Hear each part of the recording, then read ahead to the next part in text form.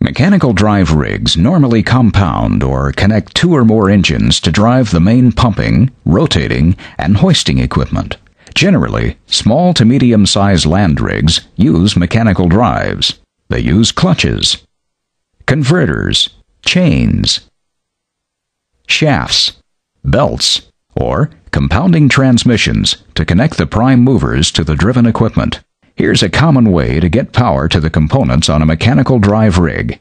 This shows 3 engines that the rig owner compounded. That is, the power from each engine goes through a series of sprockets and chains in a housing, called a compound. The compound transfers engine power to the drawworks, the rotary table, and the mud pumps.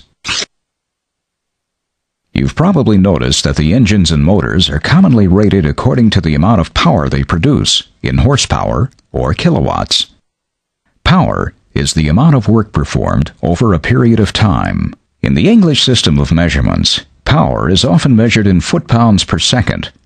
1 foot-pound per second is the amount of power that would lift a 1-pound weight 1 foot off the ground in 1 second. Click on the weight to lift it. 1 horsepower is equal to 550 foot-pounds per second. So 1 horsepower is the amount of power that would lift 550 foot-pounds 1 foot off the ground in 1 second.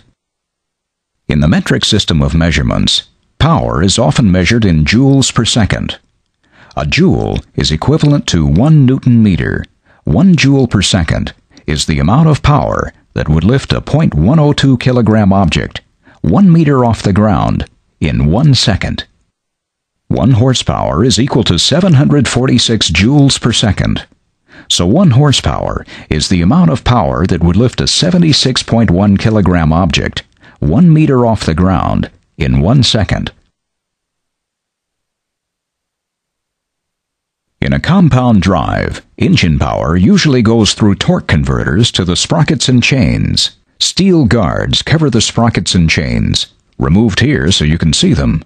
Torque converters smoothly transfer engine power to the compound. Here, you can see the steel guards covering the machinery in the compound. Not only do the guards protect personnel, they also keep a lubricating oil spray confined to the chains and sprockets. Also, note that large V-belts, called power bands, drive the mud pumps.